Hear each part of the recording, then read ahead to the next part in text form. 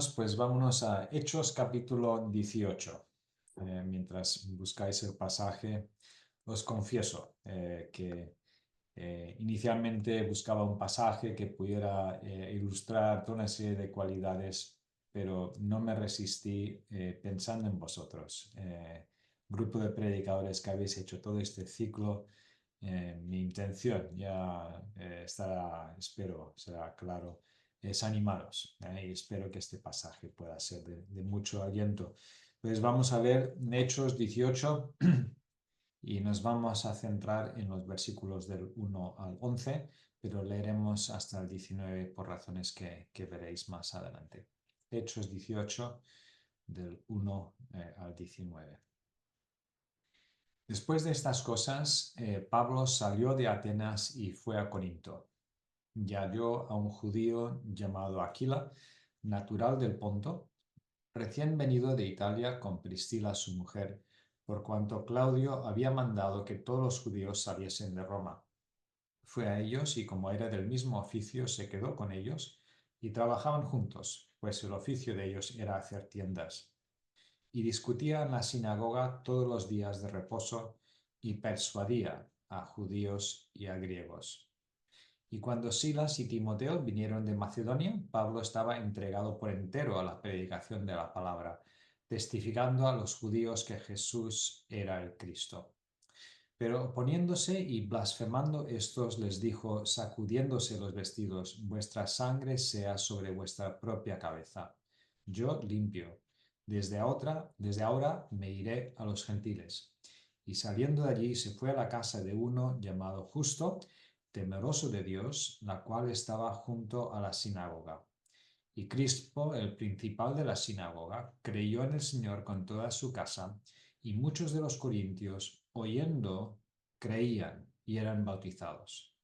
Entonces el Señor dijo a Pablo en visión de noche, no temas, sino habla y no calles, porque yo estoy contigo, y ninguno pondrá sobre ti la mano para hacerte mal, porque yo tengo mucho pueblo en esta ciudad.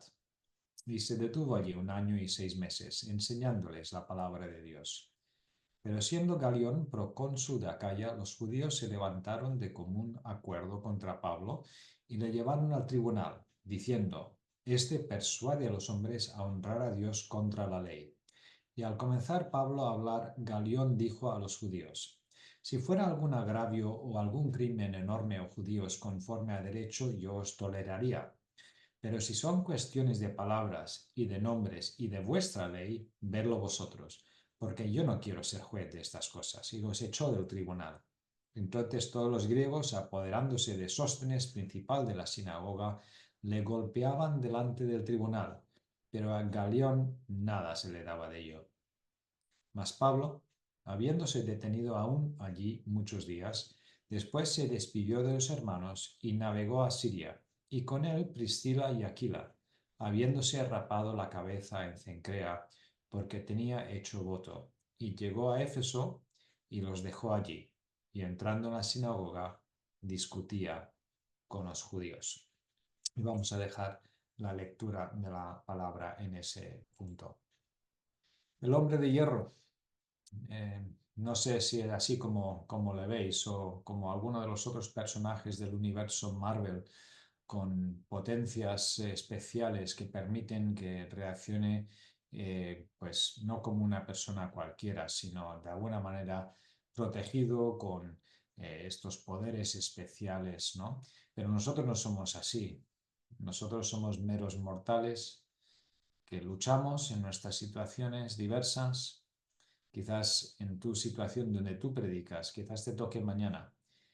Quizás tú vas a predicar en una situación donde hay ciertas dificultades. No todo el mundo quiere escucharte predicar. Quizás incluso dentro de la misma iglesia. Quizás llevas predicando muchos años y ojalá pues vieras más resultados, ¿no? Ojalá viéramos muchos conversos. O siquiera ver cambios significativos en las vidas de los creyentes. Y, sabéis, en encuentros de predicadores hay un extraño peligro. de venir y escuchar y nos podemos llevar la impresión que, bueno, pues allá, ¿no? En esa otra ciudad, en esa otra iglesia, qué bien les va, ¿no? Pero donde estoy yo, ¿no? Y este otro predicador, jolín, ¿no? A ver si yo pudiera pues ver aquello, ¿no? En mi vida, en mi ministerio. Y podemos, curiosamente, sin tener ninguna intención de ello, salir todos desanimados, todos teniendo la impresión de que va mejor donde está el otro.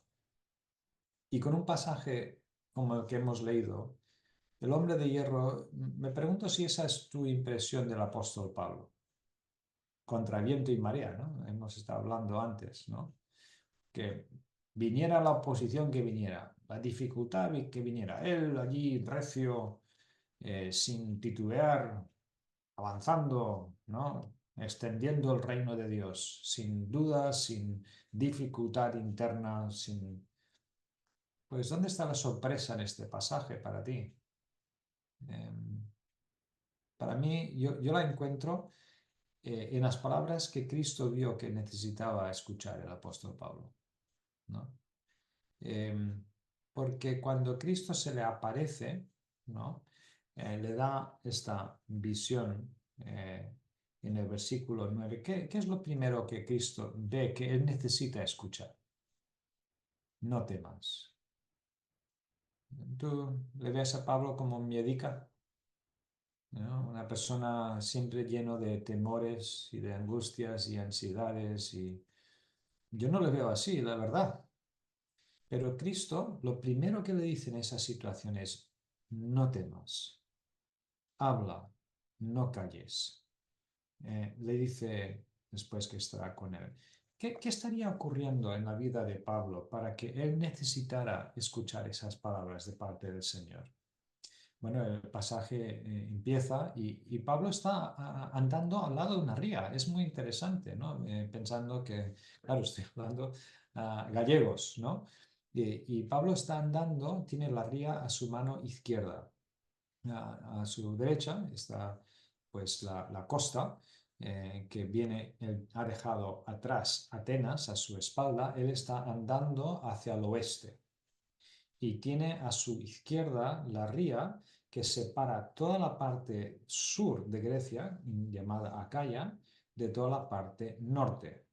Y él va andando toda una serie de kilómetros al lado de esta ría y se va acercando a donde ya al final la ría acaba y allí hay un puerto, Cencrea. Y lo curioso es la ubicación de este sitio. Yo nunca he estado allí, pero me gustaría mucho verlo porque hay un puerto allí en la boca del río, pero a 5 kilómetros nada más, si siguiéramos andando en la misma dirección, nos encontraríamos frente a otra ría que también entra desde el occidente. Y porque toda la parte sur de Grecia cuelga de un hilito de solamente 5 kilómetros de ancho. Toda, o sea, toda la parte sur del país cuelga de un hilito. Y entonces Pablo va caminando y al final llega al final de la ría y se gira a mano izquierda y tiene delante la colina detrás de la ciudad de Corinto. Y esta ciudad es muy diferente a donde él ha estado antes. Él viene de Atenas, que en esos tiempos era un pueblo de unos 10.000 habitantes, nos dicen. Sus grandes glorias habían quedado en el pasado y tiene delante la tercera ciudad del Imperio Romano con una población de 3/4 de millón. Era 75 veces más grande que Atenas en estos momentos.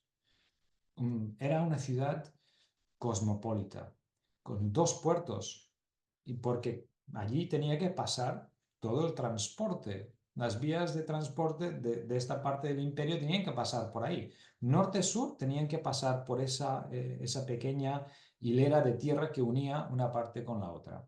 Y lo curioso es que tú ibas andando y de repente te podían decir, párese, párese, ¿eh? Como la vía del tren. Tú vas en el coche y va a pasar un tren, para ellos no era un tren, pasaba un barco por tierra porque para pasar de un lado a otro de esta península, los barcos, al menos los más pequeños, es que los sacaban del agua y sobre rodillos los iban pasando de un puerto al otro para que después siguiera su viaje en sentido este a oeste. Entonces, imaginaros la escena, tú estás ahí caminando y ahora pararos porque aquí va pasando un barco en tierra, ¿no? Era un cruce de autopistas, podríamos decir, muy importante. Esto hizo que la ciudad fuera un centro comercial muy importante y una ciudad que tiene un puerto tiene cierta reputación, ¿no? Y esta ciudad tiene dos puertos. Los marineros que van y vienen dan un cierto tono, normalmente ético, no los pescadores que viven, esto es otra cosa diferente, pero los marineros que van de paso traen ciertas situaciones a una ciudad, ¿no? Y Corinto era una ciudad cosmopolita, una ciudad totalmente materialista, pero además una ciudad totalmente hedonista, ¿no? Estrabón, el antiguo historiador griego, dice que en la colina detrás de la ciudad de la Corinto estaba el templo dedicado a Venus, Afrodite, la diosa del amor, que claro, en esa cultura, igual que la nuestra, se entendía como la diosa del sexo. Y nos dice que cada noche de ese templo bajaban 1000 prostitutas sagradas a andar por las calles de la ciudad, ¿no? Ante esta situación, no sería humano Pablo si no se preguntara aquí, en este contexto, ¿va a encontrar respuesta el Evangelio? ¿Aquí voy a encontrar a alguien que quiera aceptar el mensaje sobre Cristo? Pues en toda España nos encontramos en una situación donde la sociedad se ha vuelto materialista, hedonista. ¿No nos identificamos un poco con esta situación de Pablo? Bueno, pues este pasaje trae mucho aliento para todos nosotros. Y vemos a Timoteo, que es un experto en encontrar encabezados que hagan juego. Pues esta vez os tengo una hilera de perlas, algunas P's, que no me suelen salir tan fácilmente a mí estas cosas, pero quiero mostraros algunas cosas que me parecen muy alentadoras. Empecemos con los propósitos de Dios en los primeros versículos de este capítulo, del 1 al 4. Porque Pablo, cuando va andando por esta ciudad, se encuentra con esta pareja, Priscila y Aquila. Y son creyentes, ¿no? Pero ¿cómo han llegado a esta ciudad? No han llegado con un proyecto misionero como Pablo. Ellos han sido expulsados de Roma. Ahora, pongámonos en su piel. Tú tienes tu negocio montado, tu historia, tu negocio, y ahora, por una cuestión que seguramente no tenía nada que ver con ellos, porque leemos en el pasaje que Claudio decide expulsar a los judíos, no estamos seguros si esto es lo mismo que otro historiador nos dice que en relación a un cierto Cristo, y algunos dicen, bueno, esto sería Cristo, serían las revueltas que se producían en las sinagogas expulsando a los cristianos. Puede ser. No estamos seguros, pero en todo caso es una decisión política. Y a ti, ahora te dicen que tú te tienes que ir. Y tú tienes que arrancar tu familia, tu negocio, tu hogar, e irte. Y entonces escogen, pues vayámonos a Corinto, que también es una gran ciudad. Pero esto es un problema. ¿Quién puede vivir eso como una situación buena y agradable? Pero en los propósitos de Dios, trae Dios desde la ciudad de Roma a Corinto a esta pareja con su negocio y del oriente trae a un misionero y los pone en contacto. Y cuando entran en contacto se establece el núcleo que va al final a dar a luz una nueva iglesia de creyentes en Cristo. Y quiero animaros, hermanos y hermanas, tú estás donde Dios te ha puesto y eso no es casualidad. Tú estás en el ministerio en el que estás como parte de los propósitos de Dios. Y si te toca predicar mañana, qué milagro, qué maravilla. Dios hace siglos ha tenido en mente que tus palabras sean las que Él quiere utilizar el día de mañana. Muchos de nosotros tendremos muchas experiencias que contar de cómo hemos visto a toro pasado normalmente, cómo Dios ha hilado las cosas en sus propósitos, ¿no? Yo pienso en diversas circunstancias cuando Dios me ha enseñado. Me acuerdo en los primeros años que cuando llegamos a España, en Benidorm, esto hace ya 20 años, yo me había apuntado a un equipillo de fútbol en la ciudad y estaba jugando ahí regularmente y se apuntó un hombre que recién se había convertido, era un hombre ecuatoriano y la segunda semana de convertirse o la segunda quizás, después de un partido nos estábamos cambiando en el vestuario y me acuerdo tan bien de este momento. A mi izquierda yo tenía dos chicos magrebíes y él más allá. Y él se gira a ellos y les dice, no adivinaréis lo que me ha ocurrido la semana pasada, ¿no? No. Dice, pues me he convertido, ¿no? Y ellos dicen, ¿qué? ¿Eso qué es? ¿No? Dice, pues que ahora soy cristiano. Y ellos dijeron, ah, nosotros somos musulmanes. Y él dice, ¿y eso qué es? Porque no sabía. Dice, pues nosotros creemos en Alá. Ah, no, pero yo creo en Jesús. Ah, sí, bueno, es que nosotros tenemos el Corán. ¿Y eso qué es? Es nuestro libro sagrado. "Ah, pues yo estoy leyendo la Biblia, es muy interesante, tendrías que... Y me quedé ahí parado y pensé, madre mía, yo llevo un año jugando a fútbol aquí, intentando hacer amistades con la gente, y están estos dos chicos musulmanes, yo estoy orando por ellos, que el Señor me abra puertas, y llega este una semana después de convertirse y les está compartiendo el Evangelio. Y él, permitidme, en su ignorancia, él no sabía que a los musulmanes no se les puede compartir el Evangelio, porque se van a enfadar, ¿no? Y como esto él no lo sabía, lo hizo y lejos de enfadarse, tuvieron una conversación totalmente natural, cada uno hablando de sus creencias y con curiosidad acerca de lo que creían el otro.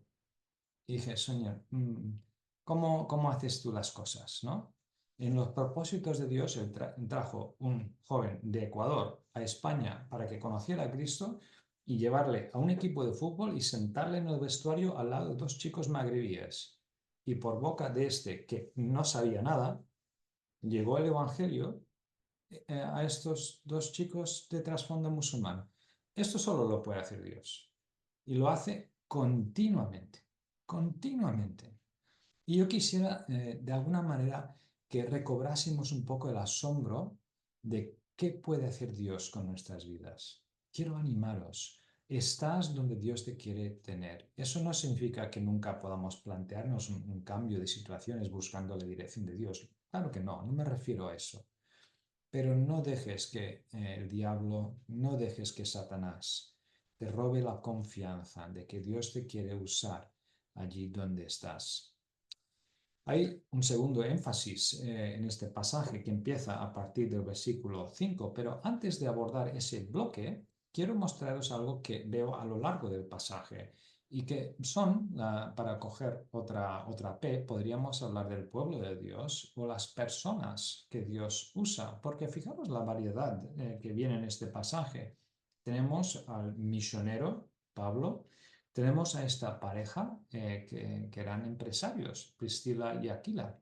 Y además se suele nombrar primero a ella. No siempre, pero en la mayoría de los pasajes viene ella nombrada primero. Hay diversas opiniones sobre por qué ella primero, pero al menos en algunas situaciones ella era la que predominaba o tenía, llamaba la atención de alguna manera, quizás por dones, quizás por trasfondo social. Hay diversas opiniones, pero ellos aparecen en este pasaje usando su empresa, usando su vida laboral para el Señor, ¿no?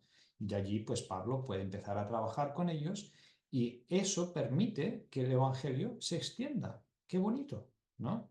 Después llegan Silas y Timoteo. Timoteo, el que Pablo tuvo que animar a que no tuviera temor, ¿no? Que probablemente era un poco tímido en su temperamento, pensamos, ¿no? Viene con Silas y bajan de Macedonia. ¿Y por qué leemos que Pablo entonces puede entregarse a la predicación? Porque ellos traen las ofrendas que vienen mencionados en la epístola a los Filipenses en el capítulo 4. Esta es la ofrenda de los macedonios que permite que ahora Pablo se dedique a la labor de la evangelización. Y fijaros entonces la diversidad de dones que estamos viendo aquí. Algunos ofrendan, Algunos se dedican a la predicación, otros están usando su vida laboral. Más adelante leeremos de este Ticio justo, en cuya casa Pablo empieza a tener reuniones enseñando y él abre su casa, el don de la hospitalidad. A veces pienso que es el don más infravalorado de todos los dones mencionados en el Nuevo Testamento. Tiene un impacto enorme, abrir nuestros hogares, que la gente pueda entrar, pueda respirar el ambiente en un hogar cristiano y si también lo utilizamos para reuniones donde se comparte el Evangelio, pues mejor que mejor. Quiero animaros, hermanos, no nos comparemos unos con otros. Cada uno tenemos nuestro don. Aquí estamos porque creemos que el Señor os ha dado el don de la predicación. Pero eso no significa que debamos ser todos un calco unos de otros. El Señor quiere utilizarte a ti tal y como eres, con tus dones, con tu personalidad. Hace años de niño visité la granja que tenía mi abuelo y él tenía pues una serie de colmenas, le gustaba. Esto era casi un hobby, no era un poco aparte de todo lo demás que él tenía con sus vacas y demás. Pero un día de sol, bueno, él me sacaba varias veces para ir y ver qué hacía con las abejas. Y entonces uno de los días hacía bastante sol y me hizo pararme y observar las abejas delante de uno de estas colmenas. Y estaban una serie de ellas en la entrada. Y me preguntó, ¿qué están haciendo las abejas? Para que yo las mirase, ¿no? Yo pensaba que estaban aterrizando o despegando, pero cuando me fijé, la mayoría de ellas ni despegaba ni entraba en la colmena. Estaban en la entrada ajetreando, aleteando las alas, sin despegar ni entrar. Y no supe qué estaban haciendo y le pregunté entonces qué estaban haciendo. ¿Sabéis lo que es eso? Igual algunos sabéis de apicultura, yo no sabía nada. Entonces, esto es el sistema de aire acondicionado de la colmena. Dios en su sabiduría ha puesto en el cerebro de las abejas, fijaros lo que es esto, que sepan que la colmena se tiene que mantener a una cierta temperatura, no puede sobrepasar por arriba ni por debajo. Y entonces, cuando hace mucho calor, cuando el sol está dando a la colmena, algunas abejas, sin que se sepa cómo saben a quién le toca servicio de aire acondicionado, se ponen en la entrada y con las alas hacen pasar una corriente de aire por la colmena. Maravilloso, ¿no? ¿No es esto increíble como Dios en su sabiduría ha impregnado de sabiduría a sus criaturas más pequeñas, ¿no? Pero algunas salen a buscar el polen, otras son las guardianes, otras la reina que va poniendo los huevos y a algunos les toca servicio de aire acondicionado. Y en esto creo que vemos la diversidad, ¿no? De cómo Dios en la creación va haciendo las cosas, pero esa colmena de abejas saldrá adelante solo si cada una está aportando con su propia aportación. Y entonces, hermano, hermana, tú tienes tu aportación y Dios te ha puesto donde estás y quiere utilizarte. Pero sigamos al siguiente bloque del pasaje, porque a partir del versículo 5 y hasta que lleguemos a ver hasta el versículo 8, lo que predomina, creo, es una insistencia en la palabra de Dios. Si nos preguntamos, ojalá yo tuviera pues otra cosa más eficaz, ¿no? Porque yo predico y no veo que ocurra nada. Hermano, hermana, no te despistes. ¿Dónde y cómo viene la fe al corazón del ser humano? Bueno, menos mal que ya sabemos que la fe viene por la obra social. Esto es lo que dice en Romanos capítulo 10, ¿verdad? Pues no. La fe viene por la diversión. Esto es lo que piensan los jóvenes en muchas iglesias, ¿no? Si solamente pudieran ver que nos podemos divertir como ellos, se convertirán. ¿Has escuchado una vez una variante de esta idea? No, la fe viene por el oír y el oír viene por la palabra de Dios. Esto no significa, lógicamente, no me malentendáis, que los jóvenes no deben tener espacios de diversión sana, que bueno, que saludable, que esto es gloria a Dios, ¿no?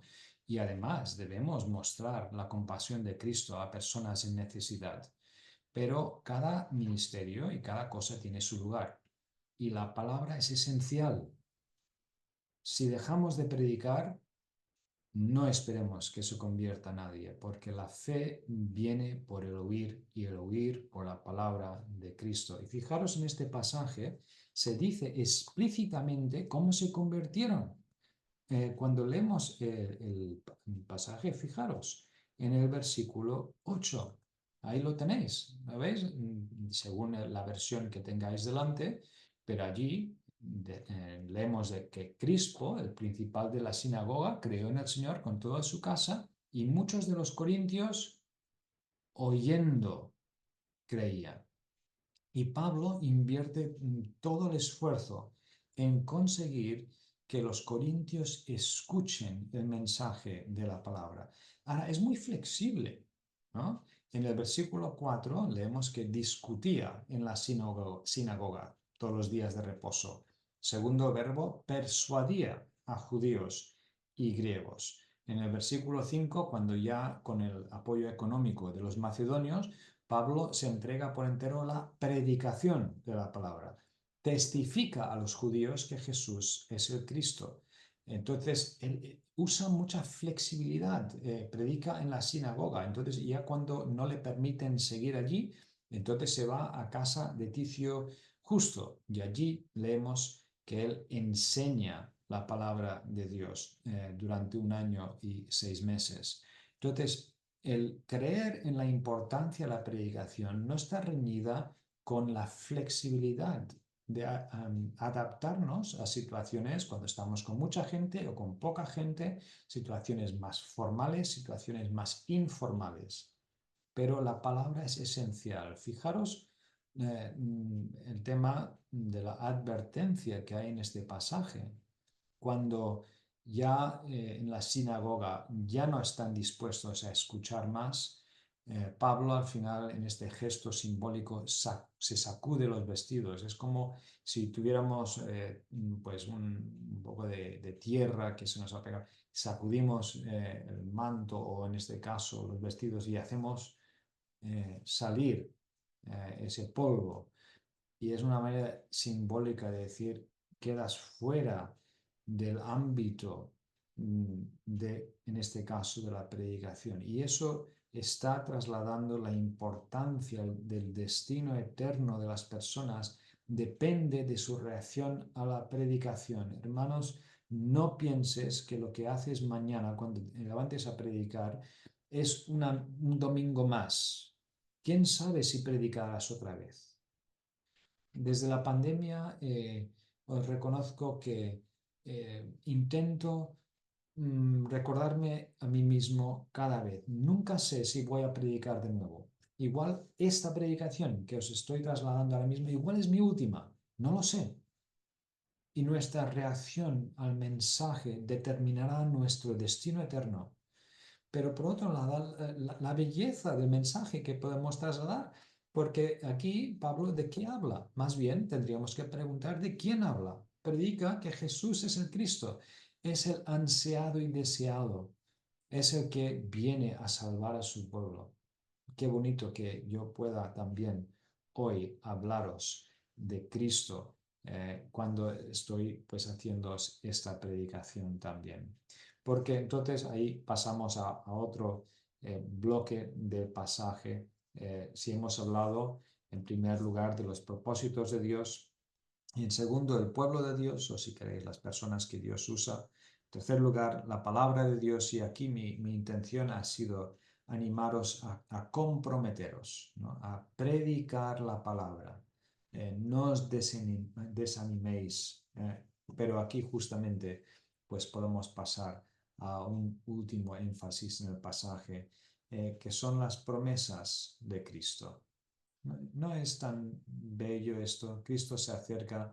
No sabemos si Pablo empezaba a preocuparse de que la oposición estaba creciendo y que, como había ocurrido en otras ciudades, pues pronto le apresarían, le pegarían, le impresionarían, encarcelarían.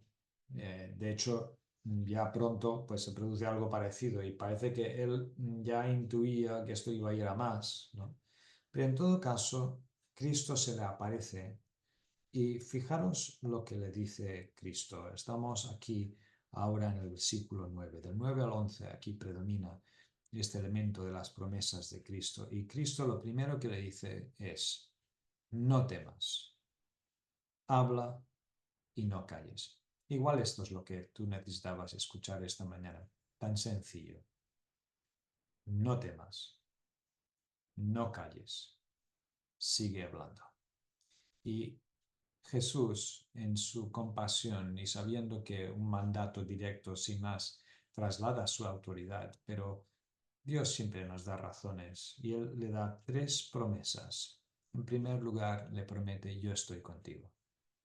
Cuando tú salgas de este Zoom y vuelves a estar en tu propio contexto con las dificultades que siempre hay en todas las iglesias y en todos los contextos, ojalá viéramos que se convierten muchas más personas. Para tú estás en tu contexto, llévate estas palabras. El Señor Jesucristo te dice, yo estoy contigo. Y esta promesa es para ti también. Segunda promesa que Cristo le hace a Pablo, la podemos parafrasear de esta manera. Nada impedirá que se cumplan mis propósitos contigo. En ese contexto histórico concreto, le dice, nadie pondrá sobre ti la mano para hacerte mal. Ahora, dentro de poco tiempo, sí que le echan mano encima, ¿no? Pero lo que está trasladándole es, no te preocupes, aún incluso cuando ocurran cosas negativas, esto no va a impedir que se cumplan mis propósitos contigo. Y Dios ya tenía previsto que él llegara a la corte imperial de Roma. Ya se lo había anunciado desde el inicio de su conversión, que llevaría el testimonio de Cristo ante los reyes de los gentiles. Entonces, también esto es verdad en tu caso. Eh, Nada va a impedir que Dios cumpla sus propósitos en tu vida. Escuché en la radio ayer, aquí, yo vivo cerca de Barcelona, y anunciaron en la radio que por fin, después de más de un siglo, el año que viene, en el 2000, no, en el 26 dijeron, en 2026 se coronará ya por fin la torre más alta de la Sagrada Familia. Y celebro que la torre más alta es la torre de Cristo y que pondrán una gran cruz encima. Tengo cierta ilusión por verlo acabado, ¿no? Ahora, Antonio Gaudí era un gran arquitecto, brillante. Si no habéis venido a Barcelona, Barcelona también es bonita, ¿eh? Galicia es bonita, pero Barcelona también tiene su encanto. Y visitarla, vale la pena. Eh, Ahora, él llevaba en la cabeza todo lo que él quería hacer con este templo y como bien sabréis, cuando solamente se estaba iniciando, él salió a la carretera y no vio venir pues un carruaje y que se lo llevó por delante y le mató a comienzos del siglo XX, ¿verdad? Entonces dejó parado una obra que había comenzado y durante mucho tiempo pues ahí quedó, ¿no? Y no se pudo completar hasta que muchos años después pues se reunieron fondos interpretando un poco cuáles eran sus ideas para poderlo plasmar en la realidad, ¿no?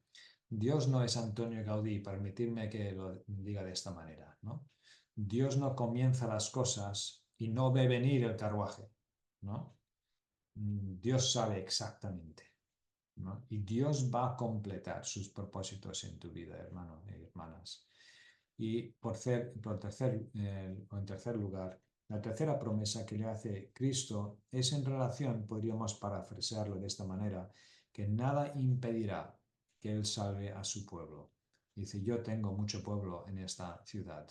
No te preocupes, Pablo, no temas. Yo voy a salvar a mi pueblo y nada podrá impedirlo. En muchas películas bélicas vemos que los marines norteamericanos parece ser que tienen este lema de que nunca se deja a nadie atrás, ¿no? Nadie se queda atrás. ¿Y tú crees que el gran pastor de las ovejas va a dejarse alguna oveja detrás? El gran capitán de nuestra salvación no va a dejar nadie atrás. Entonces, hermano, hermana, quiero trasladarte también a ti, ¿no? Podemos aplicar a nuestros contextos con el debido respeto al contexto histórico inmediato cuando se dieron estas promesas, pero en general sí que podemos también nosotros animarnos mutuamente. Cristo está contigo. Cristo completará sus propósitos para con tu vida. Nada impedirá que Él salve a su pueblo.